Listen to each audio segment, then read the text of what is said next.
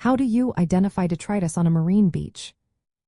Imagine walking along a shoreline and noticing patches of dark, crumbly material mixed with the sand. That's often detritus, a key part of coastal life. Detritus is made up of dead organic matter like decaying seaweed, broken shells, tiny bits of dead animals, and their waste products. It can look like dark, soft patches or small fragments scattered across the beach. Sometimes it appears as a slimy or fuzzy film on the sand or seaweed. To spot detritus, start by looking at the high tide line. You'll often find decomposing seaweed and algae washed up there. These are usually darker than the surrounding sand and may smell earthy or slightly rotten because of microbial activity. You might also see small pieces of shells or fish scales mixed in. These fragments are usually soft and crumbly, not shiny or hard like fresh shells. Another way to identify detritus is by its texture. It tends to be softer and darker than the sand around it. When you press on it, it might feel moist or slightly sticky.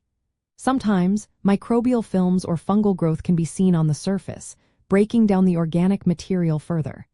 If you see tiny creatures like amphipods, isopods, or worms feeding or burrowing in the area, that's a sign that detritus is supporting local marine life. Detritus often appears in patches where organic matter has accumulated due to tides or currents. It can also be part of what's called marine snow, which are tiny particles floating in the water that settle on the seabed or beach. These particles are rich in nutrients and serve as food for many small animals. Understanding how to identify detritus helps reveal how coastal ecosystems work. It's a vital food source for many creatures and plays a role in recycling nutrients. When you see dark patches mixed with sand, or small fragments of shells, and decaying plant matter, you're looking at detritus.